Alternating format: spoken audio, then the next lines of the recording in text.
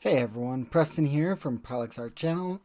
Today we're going to be going through a process and how I did these things in this illustration process video. I haven't done these in a while. We're just going through the sketching right now and how I did the sketch process for this delicious in dungeon piece that I worked on for the past month. But I wanted to let you guys know the process because it's been a bit since I've done these little process monologues type videos, and I just wanted to see what you guys thought of these, if I did them again.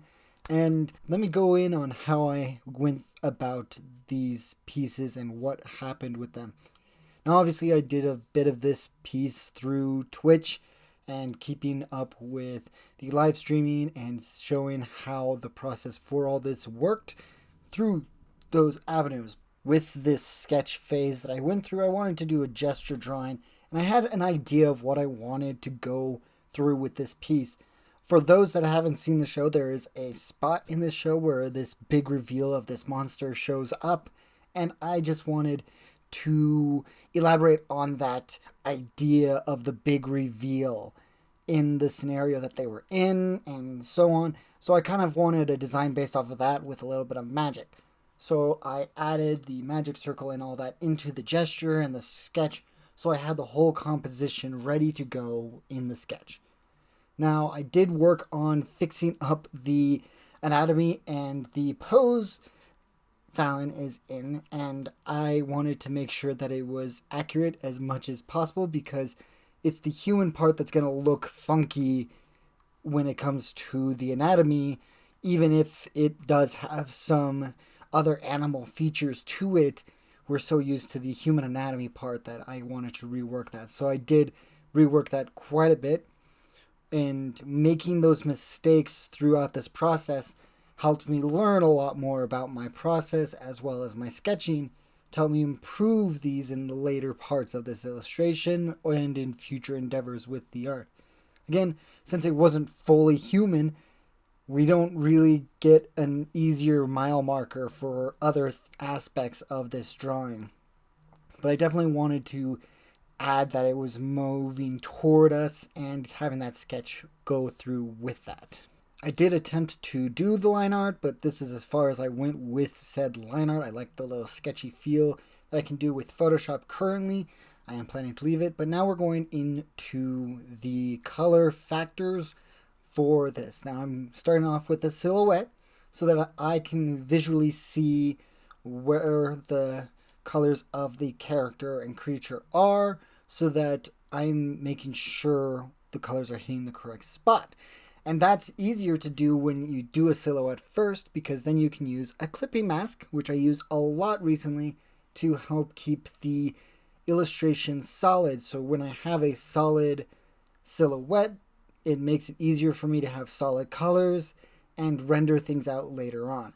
And I always start out with flat colors just to make sure I know which colors I am going to have in which area. They do change based on the lighting and how it's going to look towards the finished piece. Making sure these colors are accurate and in a similar silhouette as if I was making a full silhouette, making sure the characters and the color compositions relay the silhouette of each section helps out a lot. And I think every person that is working to be an illustrator or an artist should definitely try to make sure everything is set up. You can see here me fixing it so that it actually works in a more accurate situation with the silhouette and how everything reflects or shows the differences between everything else. Now it's time to jump into the shading and the environment lighting for all the colors.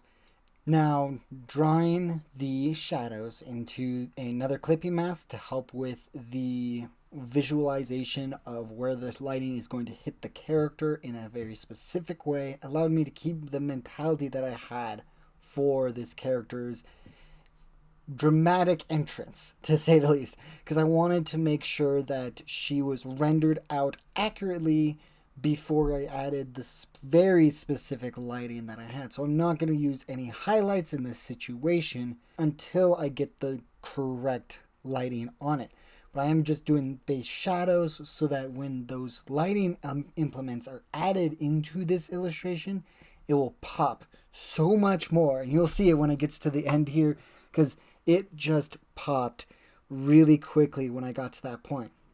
I do spend a lot of time trying to render out these feathers and how they're going to look, and if I'm going to have them multiply, or if I'm just going to texturize them, or if it's just going to be flats or cell shading. I was experimenting with this piece a little bit, but I still understood the realms of lighting and light and shadow and how it pertains to the different colors. While I'm going through the process of rendering out the medium and small pieces for the base shadow of this character, let me just give some announcements of why I was making this piece. I was making this piece as well as my Urza piece that I made a little bit ago to help me have some new product for an anime convention I'll be in. I'll be in Anime ID. This is the first year that this event is going on, at least in this location, and I hope to see some excitement for these pieces that I'm making because they are heavily anime focused, and I am excited to see what people think of them when they're finally printed out. I will eventually get these onto my storefront, depending on how much I have left over for the conventions and so forth. But I am excited to see what people think of my illustrations in a newer convention that is new not just for me, but for the area as well. I have been doing quite a few conventions this year, a lot more than I usually do. I usually do maybe 1 or 2 a year. Now I'm doing 3, 4, and possibly 5. We will see how much time I can afford to go to these things and these events and seeing all you amazing fans when I go out to these events. But back to the process of this video and how I figured everything out. I am out of the clippy mask phase.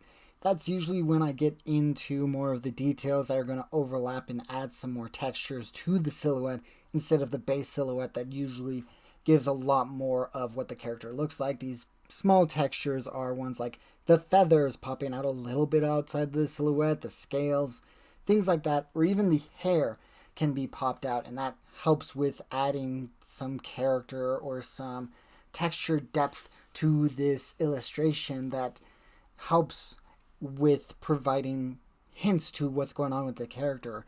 And I definitely enjoyed working out with these little pieces of details that I was experimenting with, and learning how to actually do these details recently has been great. Now I am going to do the final touches of this illustration, which actually include adding a bloody area where I wanted to have the blood to be splattered onto the character, as well as add the lighting that I initially thought of for this piece. And when I finished getting through this part, I loved it, because all I'm doing is adding a multiply layer on top, and as well as a couple of other layers to add this depth to this character and this illustration to help improve the piece's lighting. And I just enjoy it so much. This piece turned out so well by the time I was finished that I was feeling like there was something missing, because other times it takes me forever to get to these points. And I feel my recent endeavors to learn and improve my skills have shown their fruits, and I really enjoyed all the details that I put into this piece and all the aspects of it. Looking back, I could have done some better ways to render out the blood, but I feel like this is a very good process of getting the vibe that I wanted for this piece, because I wanted the terror of kind of what's in the dark, what's out beyond the darkness, by also adding the aspect of terror of possibly some magic going on and what mystical things might be going on this creature. I just enjoyed working on this piece a lot and trying to focus in on the areas where I wanted things to be detailed so that those areas will be the focal point. That's why I don't jump around the whole piece that often. You'll see me only pick specific areas of the illustration that I focus on to finish up. And at this point, it's about done here, and just adding layers and shadow and making sure the background fits the rest of the illustration works out. And here is the finishing touches of the magic aspect of this. And I just enjoyed this, and I hope you guys enjoyed this process as well. Please like and subscribe to let me know that I'm on the right track for making these type of videos. And if you want to, leave a comment of what your favorite food is. If you watch Delicious in Dungeon, let me know what your favorite food from that is. I really would like to know. I hope you guys enjoyed this artwork and this kind of process video, and I definitely missed doing these type of videos before, but I feel like drawing again, so bye!